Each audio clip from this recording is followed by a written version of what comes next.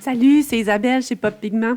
J'avais assez hâte de te montrer comment je fais mes chartes de couleurs. Aujourd'hui, on va faire ensemble la charte pour la collection d'aquarelles métalliques, mais tu pourras par la suite appliquer le même principe pour faire les chartes de couleurs de toutes tes collections si tu le souhaites. Pour ajouter le papier noir à ta charte de couleurs, c'est vraiment une option. Tu vas avoir besoin de papier noir. Celui-ci fait 8 par 10. Premièrement, il faudra le couper en deux sur le sens de la longueur. Comme par magie, le mien est déjà divisé. Cette bande-là, on peut la garder pour l'utiliser sur une autre de nos chartes de couleurs. Ensuite, cette bande-ci, on devra la tailler à plus ou moins 20 cm de long pour qu'elle soit de la bonne dimension pour l'appliquer comme ça sur la charte des couleurs métalliques.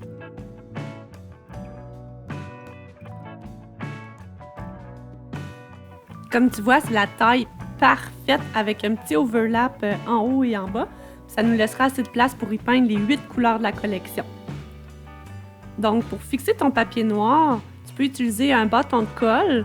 Moi, j'adore le ruban autocollant double face, mais dépendant de ton papier noir, ça peut être un peu plus tannant si ce dernier est fragile. Donc, il faudra y aller bien doucement.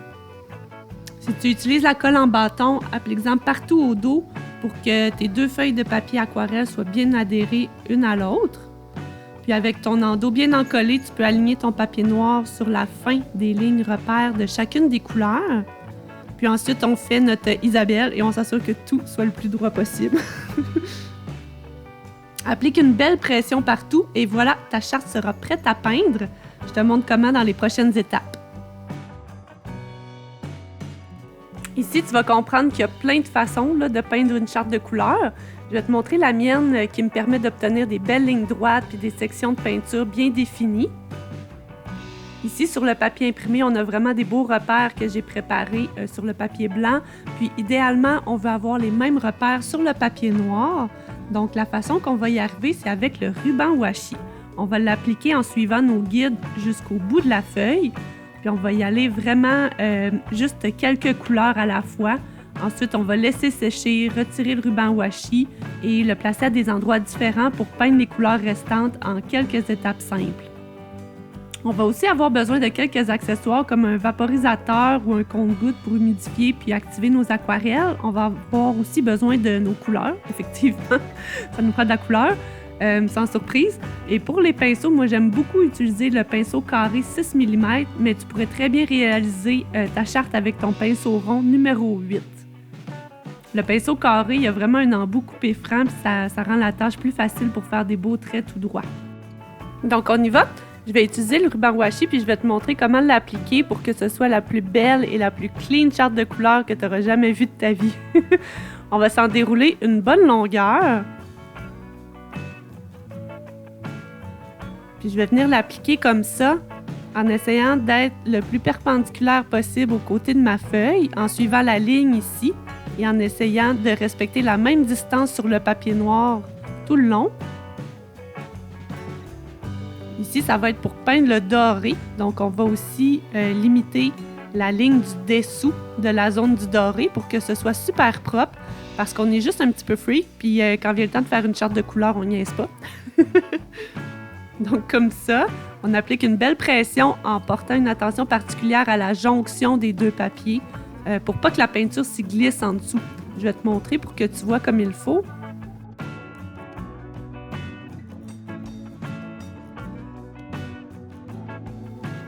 Juste ici, on va s'assurer que tout est bien adhéré et on peut même pousser notre lock puis délimiter des extrémités avec du washi pour faire des beaux rectangles tout parfaits.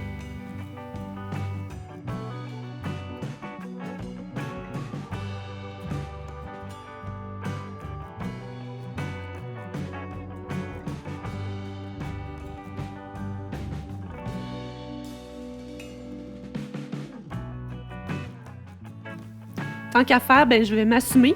Puis je vais en mettre un autre morceau au bout comme ça du papier noir en suivant la fin de ma feuille de papier noir. Donc là, on serait prêt. On a bien délimité notre zone qu'on veut peindre. On va y aller avec le doré. Les couleurs de la collection métallique sont vraiment le fun à utiliser parce qu'elles sont super saturées en pigments. Le truc, c'est de laisser l'eau agir un petit peu quelques minutes pour activer la peinture. Puis tu vois, ensuite, on peut vraiment remplir les poils de notre pinceau pour appliquer la peinture de façon quand même assez opaque sur la feuille. Étant donné qu'on a appliqué le ruban washi, on n'est pas stressé pour nos lignes droites. C'est la beauté d'avoir pris le temps de mettre le ruban washi. Tu peux même dépasser dessus, puis ça va quand même te faire des super belles sections bien définies. Par la suite, on recharge notre pinceau, puis on va faire la même chose sur le papier noir. C'est fou comment les pigments couvrent bien, là, même sur papier noir comme ça.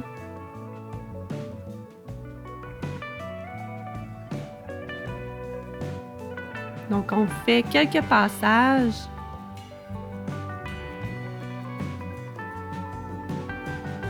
Pour bien remplir le papier, il est un petit peu plus rugueux que le papier blanc. On égalise le tout. Puis, ça serait tout pour le doré. Maintenant, on va le laisser sécher. Puis, pendant que notre première couleur sèche, comme tu vois, le ruban washi couvre un peu la section du bronze. Donc, ce qu'on va faire, c'est qu'on peut s'en aller peindre la couleur cuivre. Le concept va rester le même. Je vais juste te montrer comment alterner d'une couleur à l'autre. Oups! Donc, le ruban washi au haut de la section cuivre pour faire encore un beau rectangle. Le seul problème à utiliser le ruban washi comme ça, c'est qu'à chaque fois, on couvre une partie de la zone de la couleur suivante. Donc, une fois que nos couleurs auront séché, on va pouvoir revenir retirer le ruban washi, peindre les sections pour compléter notre charte de couleurs dans un deuxième temps.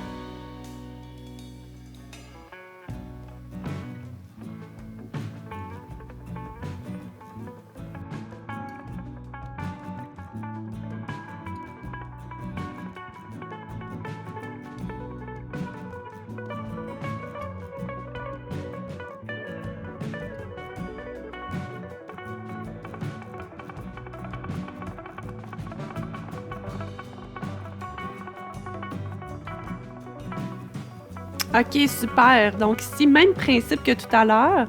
Je suis rendue à ma couleur cuivre, là, faut pas se tromper. J'ai activé mes pigments, puis je vais l'appliquer. Ouh! Généreusement d'un ruban washi à l'autre. C'est tellement le fun de travailler avec les couleurs métalliques, là. Juste les voir se promener sur la feuille, c'est impressionnant. Puis je vais faire la même chose sur le papier noir.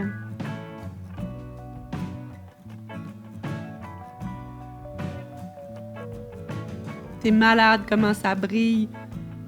Puis comme tu vois, les pigments se déplacent, là, ça fait du petit mouvement sur le papier. C'est tellement fascinant juste de les observer en les appliquant.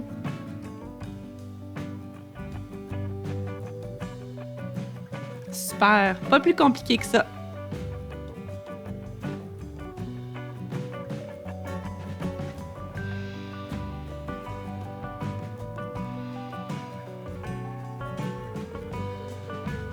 On va continuer comme ça. On pourrait venir faire le rose gold. Ensuite, on fera la couleur argent. Je vais mettre la vidéo en accéléré, mais de ton côté, tu peux prendre plus ton temps que moi.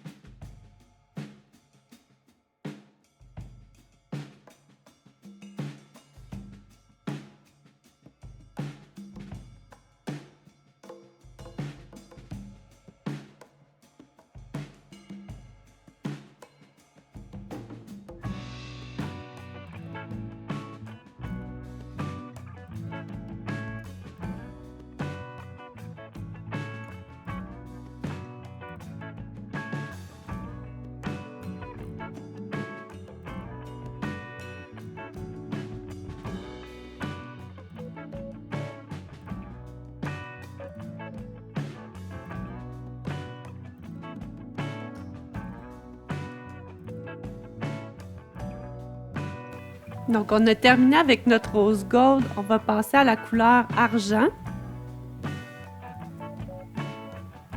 Encore une fois, on va l'appliquer généreusement sur nos deux papiers.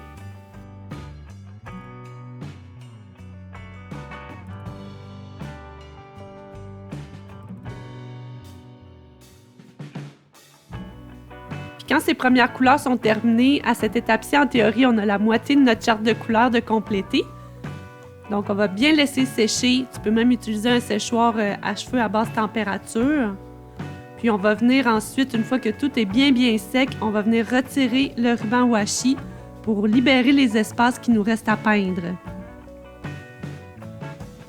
Si tu veux, tu peux récupérer le ruban washi.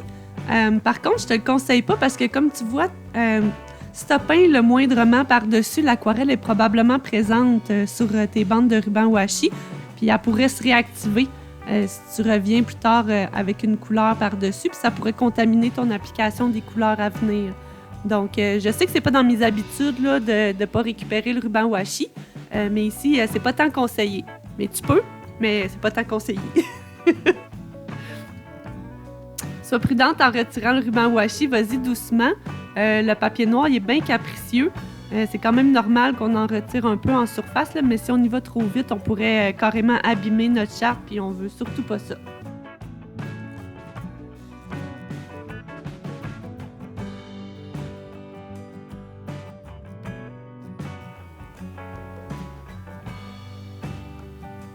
Super! Cool! Fait que ça ressemble à ça pour l'instant avec nos belles couleurs métalliques. Il nous reste 4 couleurs à peindre. On va appliquer du ruban washi à la limite des repères pour ces 4 couleurs-là.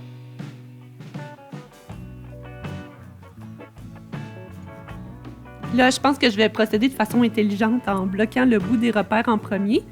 Ça va m'éviter d'avoir à y mettre des petits morceaux de washi à chaque fois. Ici, je te sens frémir, là, mais sois pas trop inquiète. Si tu t'es assuré que tes aquarelles ont vraiment eu le temps de bien sécher, en théorie, on ne devrait pas être nerveux de mettre du ruban washi par-dessus. Donc, on va procéder exactement de la même façon que tout à l'heure. On s'assure que nos bandes sont bien adhérées. Puis, on va se fier à nos guides qui se trouvent à l'extrémité en haut de notre rectangle bronze et l'extrémité en bas du rectangle. On va appliquer le ruban washi comme ça. Oublie pas de mettre la pression pour être certaine qu'il n'y ait pas de fuite en dessous de ton ruban washi. Puis tant qu'à y être, on va préparer nos 4 couleurs tout de suite d'avance. Donc, la prochaine couleur, c'est le rectangle pour la couleur Velvet.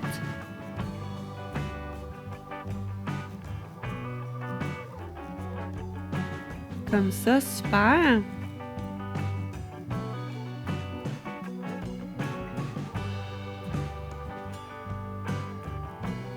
On va faire la même chose pour la couleur Champagne.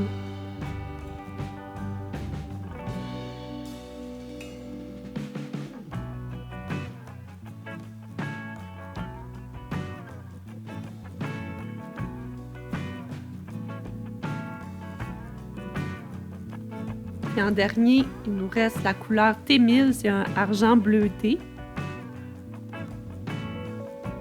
Donc on va bloquer comme ça le bas de notre papier noir et de notre papier blanc en suivant les lignes repères. Quand tout est bien fixé, on va y aller avec notre couleur bronze. Bronze, c'est un giga coup de cœur pour moi. Faut le voir en vrai pour le croire. Là. Il est tellement crémeux, il est tellement couvrant. Il brille en plus d'être un peu plus neutre que les autres couleurs de la collection. Je pense que si tu ne l'as pas essayé, tu te dois de lui laisser une petite chance. Donc, je vais bien activer mes pigments.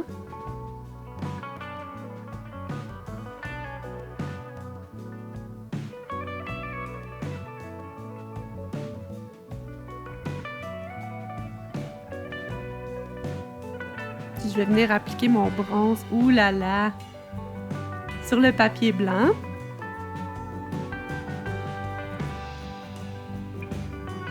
Oh, c'est tellement beau, là. Attends de voir sur le papier noir.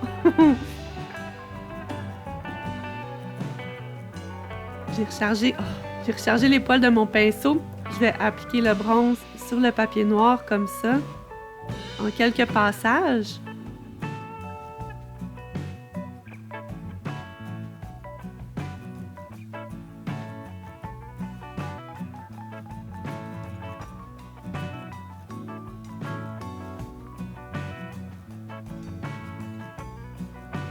Merveilleux!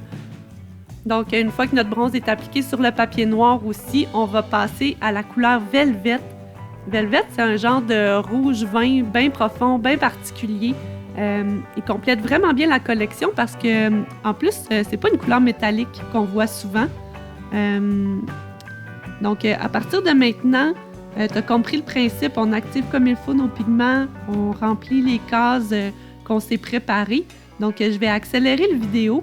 On est déjà bien installé pour toutes faire nos couleurs une après l'autre. Puis surtout, n'oublie pas de bien rincer ton pinceau. Puis change ton eau au besoin si tu vois que ton eau est rendue trop colorée. Maintenant, il nous reste le champagne à peindre. Champagne, c'est un doré tout doux, super subtil. Il n'est pas jaune du tout. Là. Il rend vraiment nos projets un peu plus élégants avec sa brillance toute délicate.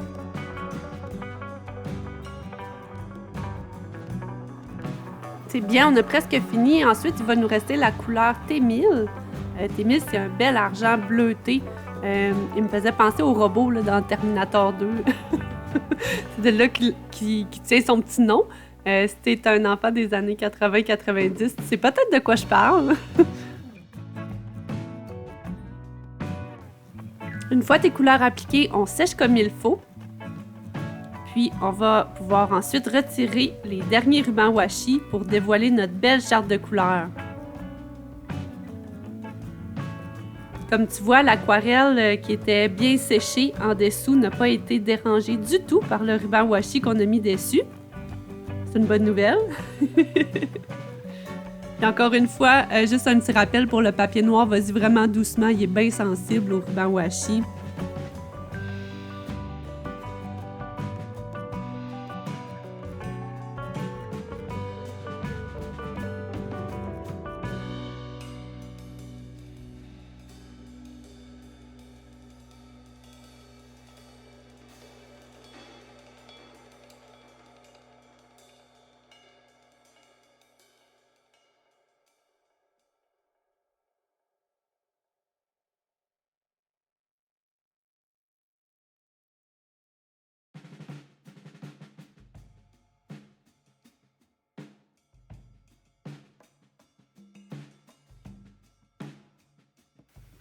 Une dernière bande, et voilà!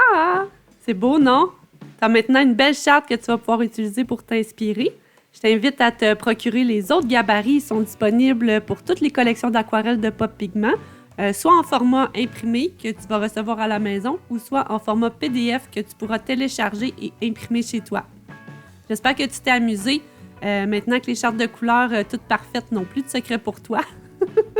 Merci d'être ici et de suivre l'aventure de Pop Pigments. Je t'en suis super reconnaissante puis j'espère que cette vidéo t'a donné envie de créer encore plus qu'avant. Si jamais tu aimerais suivre d'autres cours avec moi, ils sont tous sur mon site web poppigment.com. Tu y trouveras aussi mon offre de 3 cours pour 40 $. Puis si tu as des questions, tu sais où me trouver. OK, bye!